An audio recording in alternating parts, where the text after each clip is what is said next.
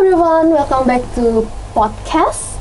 So, jadi kali ini kita kedatangan bintang tamu. Jadi ini kakak-kakak lulusan dari awardee ISMA yang benar-benar inspirational banget ya. Boleh ini kita sambut dulu. Boleh kakak silahkan perkenalan dulu. Oke, halo kak. Halo. Kenalin, aku Sabita Salsabila Oklid. Aku biasa dipanggil Bita. Dan alhamdulillah tahun 2022 aku terpilih jadi awardee ISMA di University Teknologi Malaysia. Wah, berarti ini panggilannya Kak Sabita ya? Bita aja. Kak Bita. Oke. Kak Bita di university mana tadi Kak? University Teknologi Malaysia. Oh, University Teknologi Malaysia. Di Johor. Berarti Kakak ini BP tahun di sini? Tahun 19. 19. Iya. Berarti Kakak pergi ke Malaysia aja ini pas semester 5 ya? Iya, kurang lebih. Selama Kakak sebelum pergi nih Kak, sama di sini tuh Kakak ada ikut-ikut nggak sih Kak kayak organisasi atau gimana sih Kak? Selama di UNP-nya? Ke depan Kakak di UNP nih. So far kegiatan aku sama di UNP dulu sempat ikut organisasi UKKS kesenian, cuman nggak yang lanjut sampai sekarang. Juga Menwa juga pernah, cuman juga nggak lanjut karena waktu itu sempat karena pandemi, jadi aku memutuskan untuk fokus belajar aja. Nah, terus juga sempat magang di English First selama 6 bulan, yang itu tuh salah satu program Kampus Merdeka. Terus sampailah aku ISMA gitu. Oh, ikut program Kampus Merdeka itu pas di semester berapa Kak? Yang magang aku semester berapa ya? Semester 5. Oh, yang pas ISMA semester 7, yang magang semester 5. Gitu. Itu Kakak waktu pas awal magangnya itu emang karena program dari kampus atau emang tahu aja nih info-info ada Kampus Merdeka gitu Kak? Itu tahu dari kampus, dari Mem Eva aku tahunya. Oh gitu. Tapi waktu pas zaman Kakak banyak nggak Kak yang ikut Kampus Merdeka itu Kak? Pas ISMA atau pas Kampus Merdeka magang? Magang. Yang dari kelas aku dikit banget sih. Sempat ada beberapa yang joinan, tapi mereka itu di hotel magangnya. Tapi nggak lanjut. Nah, yang tetap lanjut tuh beberapa termasuk aku. Yang di Bimbel, sama ada yang di kayak apa tuh, lembaga perfilman, bukan perfilman sih, kayak berita-berita gitu. Gitu. Berarti nggak harus sejalur dengan English literatur ini ya? Iya. Oh gitu. Bisa bebas. Bebas banget ya. Berarti emang nggak harus yang, kan kalau misalnya English literatur kan harus kayak English first misalnya. Iya. Nggak harus gitu Kak? Nggak. Oh gitu. Iya, sampai yang di hotel juga bisa kan. Oh gitu. Terus Kakak mengenai info-info ISMA kayak gini, Kakak tahu dari kampusnya dari dosen atau gimana Kak? Kakak nyari tahu sendiri gitu? Dari temen. Waktu itu ada grup gitu kok nggak salah. Isinya ada beberapa dosen sama aku dan teman-teman yang jurusan bahasa Inggris. Terus di sana ada salah satu dosen yang memberikan info tentang ada nih program bernama ISMA gitu. Jadi waktu itu aku dapat beritanya itu pas tahun 2021 kalau nggak salah. Tapi aku tertarik, cuman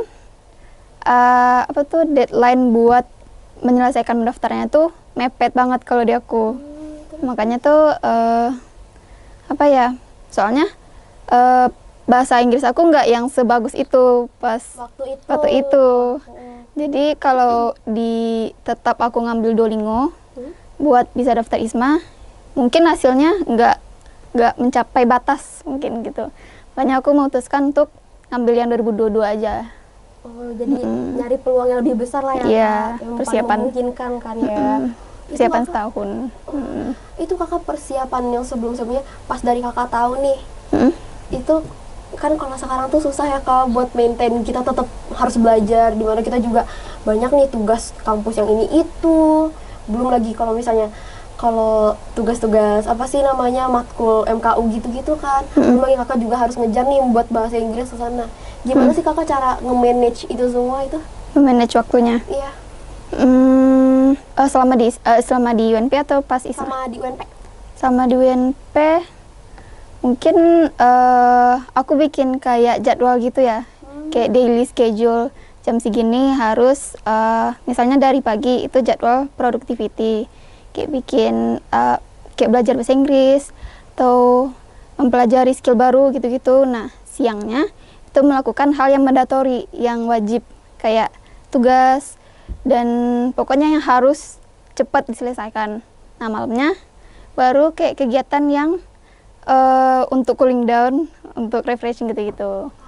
Ini aku bisa banget take notes-nya, soalnya sekarang aku nggak ada persiapan buat ISMA banget, tapi kayak gimana ya, saat ini tuh tugas-tugas aku lagi bener-bener banyak, numpuk banget juga. Kayaknya manage waktu aku juga sih yang kurang. Iya. Terus kakak, itu sama kan kata kakak kan persiapan kakak dulu kurang tuh untuk mengikuti ISMA yang tahun 21 ya. Terus kakak jadi ikut yang tahun 2022. Iya. Itu kakak persiapan ISMA-nya apa aja tuh kak? Dari apakah kakak ikut les atau kayak gimana kak? Persiapan ISMA kan aku kurang lebih setahun.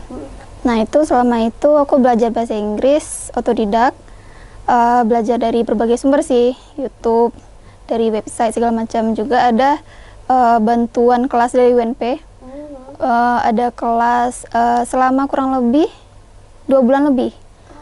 Jadi ada apa tuh, kita dibantu untuk belajar listening, reading, dan skill-skill itu bersama berbagai berapa dosen ya? Kurang lebih 4 dosen sesuai bidangnya, ada listening, reading gitu. Berarti masing-masing dari listening, reading, sama speaking itu beda-beda gitu? Beda-beda dosen. Itu per hari itu belajarnya gimana kak? Per hari itu kayak satu hari ini jadwalnya emang khusus reading, satu hari ini khusus buat listening, kayak gitu atau gimana kak? Kalau jadwalnya itu fleksibel sih, tergantung dosennya. Oh, berarti emang nggak ada jadwal tetapnya, hari ini kita harus belajar ini ya? Ya, cuman ada total meetingnya, kalau nggak salah berapa ya? 6 deh kalau nggak salah. Berarti itu nanti dikabarin dulu, hari ini kita belajarnya ini ya, gitu. Oh gitu. Ada jadwalnya, tergantung dosennya juga sih. Oh gitu. Terus tadi kakak ada mention tuh, kakak kan belajar via website gitu kan. Itu kakak dapat info-info website itu dari mana gitu kak? Dari IG sih. Dari IG kebanyakan ya? Gitu. Banyak follow kayak influencer yang tips-tips belajar bahasa Inggris supaya fluent gitu. Itu berapa lama tuh kak selama belajar? Kan kalau orang kan biasanya biar cepet itu langsung belajar ke tempat lesnya banget kan, tatap muka nih sama gurunya langsung. Kalau kakak gimana kak? Kalau dari website-website yang dari kakak ambil gitu? Gimana ya? Menurut kakak worth nggak?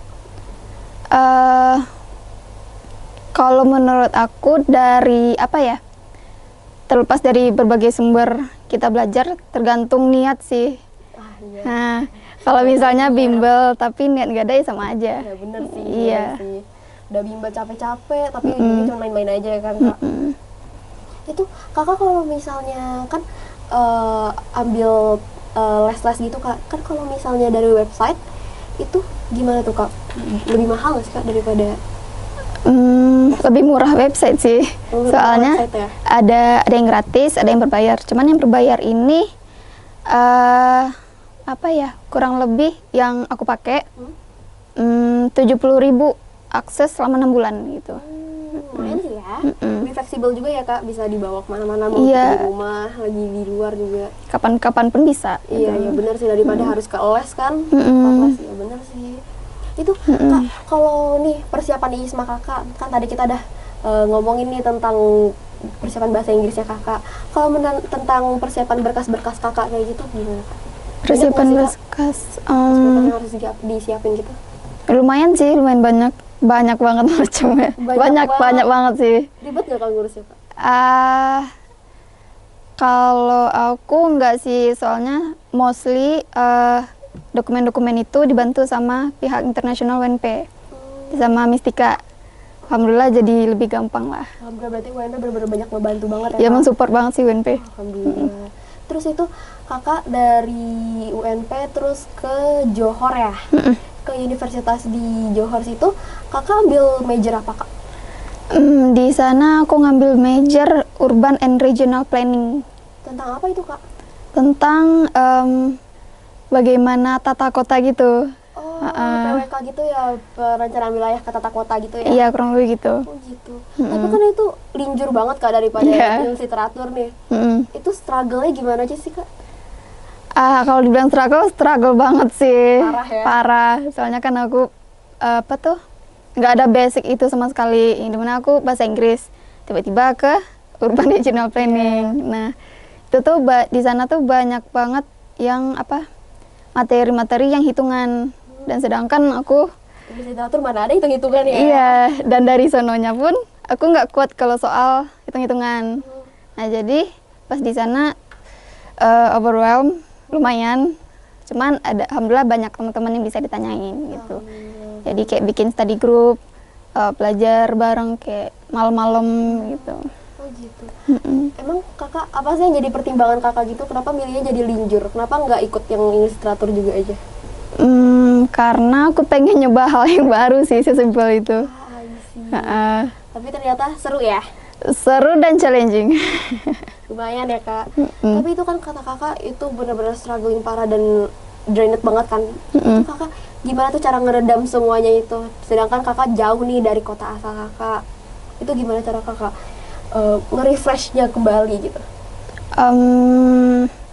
Cara kalau di sana itu aku cukup itu sih, kadang ada kayak stres, aduh banyak banget gini-gini kan. Caranya itu keliling kota sih. Aku seringnya tuh kadang sama teman, kadang juga sendiri. Terus naik bus ke pusat kota dari Skudai ke Johor Sentral. Kurang lebih 30 menit perjalanan ke sana. Terus ya udah keliling Johor Sentral ke mallnya, ke dekat sana tuh banyak kayak ada temple juga ada gitu. Benar juga ya. Itu kakak kalau misalnya jalan-jalan sendiri gitu aman Kak di sana? Aman sih, insya Allah. Enak ya. Nah, enak banget. Soalnya public transportnya juga bagus di sana. Oh, berarti benar-benar memadai ya. Gitu. Itu kakak kalau di sana dormnya deket gak sama kampus kakak? Deket banget, soalnya dormnya itu satu kawasan sama kampus. Jadi tapi kalau dari dorm ke kelas lumayan, jadi harus naik bus. Busnya itu fasilitas kampus? Fasilitas kampus. Wah, enak juga ya, ada UNP ada. Terus kakak itu di sana, kakak ada berapa orang sih Kak yang dari Indonesia nih ke Malaysia? Ke UTM-nya atau ke UTM-nya ada 16 orang total, 8 cewek, 8 cowok. Itu kakak satu dorm berapa orang? Satu dorm satu kamarnya itu kita bebas milih sih, ada yang sendiri ngambil sendiri, ada yang ngambil berdua bertiga juga ada. Cuman tergantung pengen spend budgetnya berapa. Oh gitu. Ngomong budget nih Kak, itu kakak kan kalau ISMA ini kan kita tahu emang full funded kan. Tapi kakak ada nggak tambahan budget sendiri gitu yang pribadi? Budget sendiri nggak ada sih. Emang berarti benar-benar full dari biaya ini ya? Ngandelin dari ISMA doang. Wah enak dan banget. itu alhamdulillah cukup Kak? Cukup banget, lebih malah. Wow. Jadi aku bisa nabung banyak dari uang bulanan ISMA itu. Sampai aku bisa menyisihkan beberapa buat jalan-jalan sampai ke negara-negara lain gitu. Kok bisa Kak? Maksud aku tuh kan kayak karena misalnya nih kan kita ke negara baru kan jadi kayak FOMO gini, pengen nih cobain ini, cobain itu. Karena emang duitnya juga bukan dari kita sendiri kan, duitnya founded juga kan. Itu tuh kakak gimana cara nge-manage duitnya gitu Kak? Manage duit, lebih ke nggak boros aja sih. Lebih nahan aja sih ya Kak? Iya, nahan. Aduh pengen beli ini, nggak usah deh. Beli ini nggak usah deh gitu. Cuman aku di sana nggak yang terlalu nahan-nahan sih. Kayak pengen beli ya udah beli aja. Cuman nggak yang terlalu mahal juga. Ya masih wajar. Standar lah ya. Iya, masih standar. Balik lagi nih Kak ke fasilitas di kampus kakak di UTM itu ya? Ya. Itu fasilitasnya ada nggak sih Kak yang buat kakak kayak kan dari UNP, habis itu pas ke sana tuh kayak wah ada ya di sini tuh kayak gitu, wah keren ya gitu. Yang satu yang aku amazed banget tuh sama study roomnya. Di UTM itu study roomnya banyak dan kita bisa milih yang ini ada, dan salah satunya ada yang buka 24 jam. Dan itu tuh aku pernah dari pagi sampai malam full di study room, dan itu enak banget sih PW. nyaman banget. Berarti bener-bener aman banget di situ ya kak. Daripada kakak lebih suka belajarnya di dorm, di kamar kakak, atau di study room ya kak? Study room sih, soalnya aku tipe orang yang nggak bisa belajar di apa ya, kalau melihat kasur tuh nggak bisa. Sama banget, kita scroll HP ya. Iya, main HP terus nonton kayak gitu ujung-ujungnya. Sama banget lagi. Ya kalau misalnya di sini paling perginya ya cari perpus gitu ya. Iya, perpus. Itu kakak di situ kalau di study room biasanya kan rame banget gitu kak. Rame banget itu emang tiap hari rame atau pas emang ada satu event-eventnya aja nih tuh study room tuh bakal rame gitu?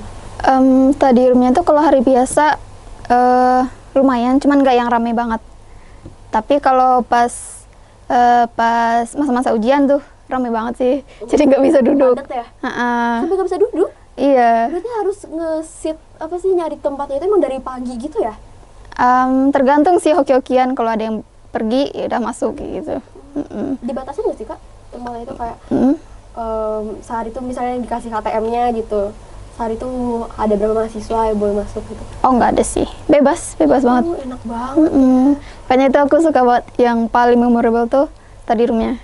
Itu paling memorable banget nih. Soalnya itu kayak sesuatu yang aku butuh banget gitu. Iya sih ya kak, kita kayak bener-bener butuh banget ruangan yang 24 jam biar lebih produktif ya kak. Iya, apalagi pas kalau pas lagi nyusun skripsi, nah itu butuh banget sih. Terus kalau misalnya di sana itu kakak sosialisasinya susah nggak kak sama teman-teman baru di sana? Alhamdulillah enggak sih, kayak gue hidup flow aja. Kalau ada orang teman yang kayaknya nih asik nih orangnya, dari sapa terus ya udah temenan kayak gitu. Jadi nggak ya? Jadi nggak challenging banget lah ya buat pertemanan di sana. Iya, soalnya di UTM sendiri itu banyak banget mahasiswa internasionalnya. Jadi kayak orang-orang dari berbagai negara, kayak ada orang Cina, Jepang, Thailand, Mesir, pokoknya India juga, itu India banyak banget sih. India banyak banget. Iya, India banyak banget. Itu terus kak kalau misalnya nih coba cerita yang pas pulangnya gitu kak, pas mau pulangnya ini ada nggak kayak kejadian-kejadian lucu gitu, seru gitu? Pas pulang itu benar-benar apa ya, sedih banget, dramatis ya. Drama kita semua ber-16 kayak drama banget. Jadi kita kayak bikin event gitu, event kayak bisa dibilang kayak farewell. Jadi kita bikin acara ngetrip bareng, kita nyewa mobil, berapa mobil ya? Kayak 2 atau 3 mobil. Terus kita keliling, ya udah keliling kota, keliling Johor. Terus kita main bowling, kita makan bareng, karaokean. Gitu. Nah, terus buat terakhir deh nih kak, buat closing statement ya. Boleh nggak sih kak minta tips and trick nih buat gimana sih nih? Aku juga pengen nih buat ngejar ISMA juga, ISMA yang tahun depan nih. Boleh kak tips and tricknya? Dari aku mungkin lebih manfaatkan waktu yang kita miliki sih. Kan menjelang ISMA tahun depan. Nah, itu kan kita punya setahun kurang lebih. Maksimalkan di bahasa Inggris sih kalau kata aku.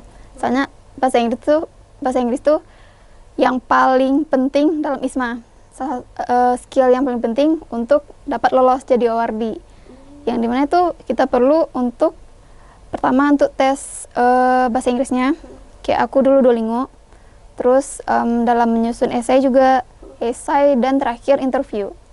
Interviewnya kan juga bahasa Inggris, jadi bahasa Inggris ya kak? Ya itu penting banget sih, diasah skill bahasa Inggrisnya. Itu sih yang perlu di-concern banget ya kak, tuh teman-teman. Terus juga mau dong kak tips and trick, kakak kan pindah major nih, majornya linjur gitu kan. Gimana cara survive-nya nih di kehidupan negara yang baru gitu? Di lingkungan yang baru, cara aku survive dengan itu major yang berbeda yang pusing banget ini. Tentang akademiknya ya. Kalau aku sih kan pelajarannya itu beda banget sama kita yang aku pelajarin di UNP. Nah itu aku bikin kayak study group itu, lebih ke minta tolong sih. Ada teman-teman aku yang bisa dibilang cukup pandai lah dalam hal itu. Terus aku request bikin study group yuk gitu. Terus ajak teman-teman yang lain, terus belajar bareng. kita seringnya belajarnya tuh malam di ada kayak gazebo gitu di deket dorm kayak gitu. Oh, seru ya Kak. Berarti emang banyak ya support sistemnya di sana itu. Cari support system gitu sih. Oke. Kak, mau dong Kak follow IG Kakak. Boleh nih, Kak dikasih tahu ke teman-teman. IG atau Twitter atau Facebook boleh? Oke. Dipromosiin. Mungkin buat teman-teman yang pengen tahu lebih lanjut atau pengen nanya nih sama aku, boleh follow IG aku @oklid.bitah. Ntar insya Allah aku reply. Ntar kita taruh di link description teman-teman.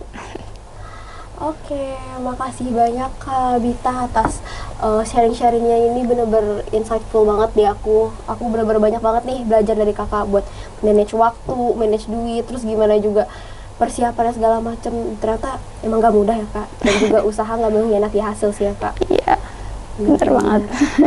Oke Kakak. Oke teman-teman, sekian dulu podcast hari ini, and see you on the next podcast. Bye!